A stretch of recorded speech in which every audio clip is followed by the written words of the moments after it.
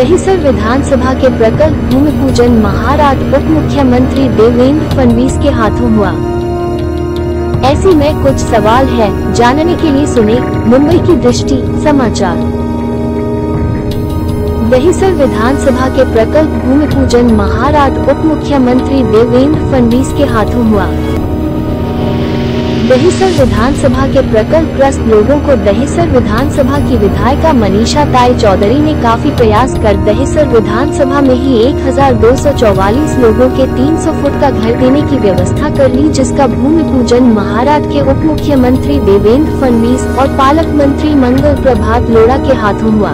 इस अवसर पर सांसद गोपाल शेट्टी, विधायक योगेश सागर आदि मान्यवर उपस्थित थे।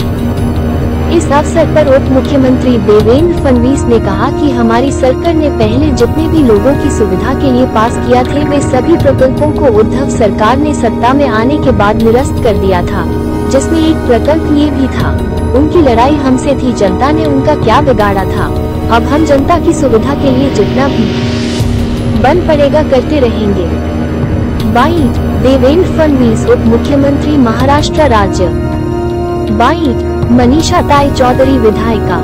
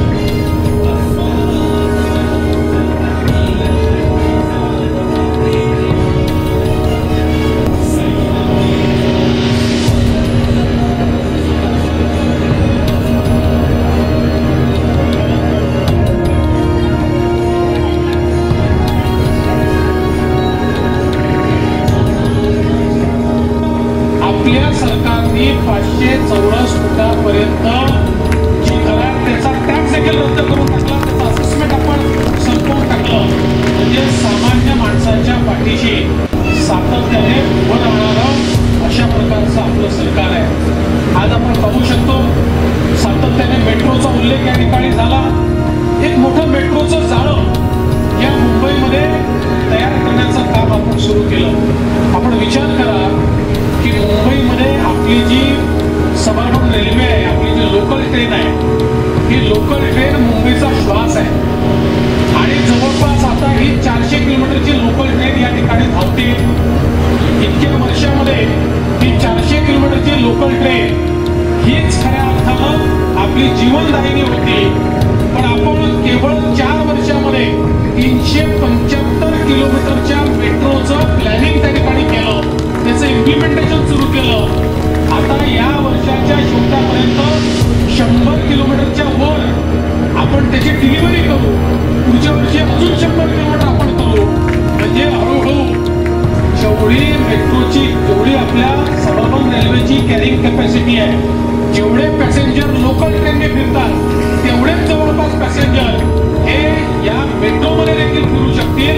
त्यामुळे वेगाने आपल्याला प्रवास करता येईल, कंजेशन दूर होईल, प्रदूषण दूर होईल आणि त्यातनं मोठ्या प्रमाणात सामान्य माणसाला आपण त्या ठिकाणी दिलासा देऊ शकतो.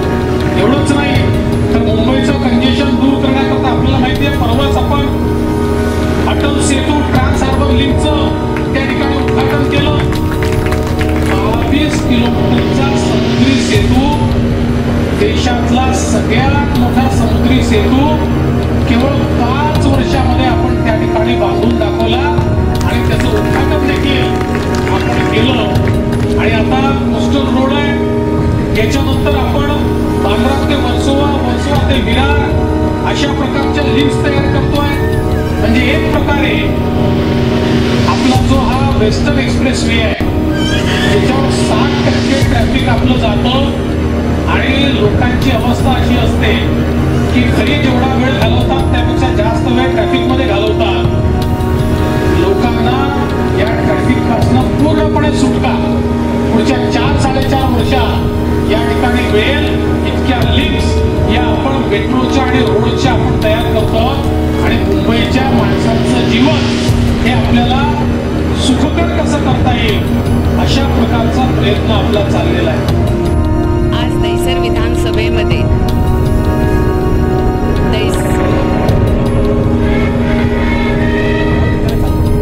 नमस्कार. आज दहिसर विधानसभेमध्ये राज्याचे पूर्व मुख्यमंत्री व सध्याचे उपमुख्यमंत्री आदरणीय देवेंद्रजी यांच्या अथक प्रयत्नाने व माझ्या मेहनतीने आज दहिसर विधानसभेमध्ये दहिसर नदीमध्ये बाधित होणारे, त्याचमध्ये दहिसरमधील अनेक प्रकल्पामध्ये बाधित होणाऱ्या आज 1248 PAPचं भूमिपूजन आज दहिसर इथे होत आहे. खरं तर आज मी चाव्या दिल्या असत्या, पण उबाटा सरकार आल्यानंतर भारतीय जनता पार्टीच्या सर्व आमदारांच्या जेवढे प्रोजेक्ट होते, ड्रीम प्रोजेक्ट होते, ह्या सर्वांनाच स्थगिती मिळाली. आणि ही स्थगिती मिळाल्यानंतर आम्हाला 2022ला राज्याचे मुख्यमंत्री एकनाथ शिंदे साहेब, देवेंद्रजी, अजितदादा हे आल्यानंतर पुन्हा आम्हाला तो स्टे उठवावा लागला आणि त्याच्यानंतर टेंडर प्रोसिजर करून आज भूमिपूजन होते. मला आनंद होतोय. आणि त्याचबरोबर ज्या लोकांना माझ्या शब्दाने आज मीरा रोडला त्यांना मी राहायला दिलेला आहे, अशा लोकांनी धीर धरून माझ्यावर विश्वास ठेवून की मनीषाताई आम्हाला नक्की घरं देतील, तो आज सुवर्ण दिवस आलेला आहे आणि भूमिपूजन होते. आज दहिसरमधील 1248 लोकांच्या PAPचं आज इकडे भूमिपूजन होत आहे.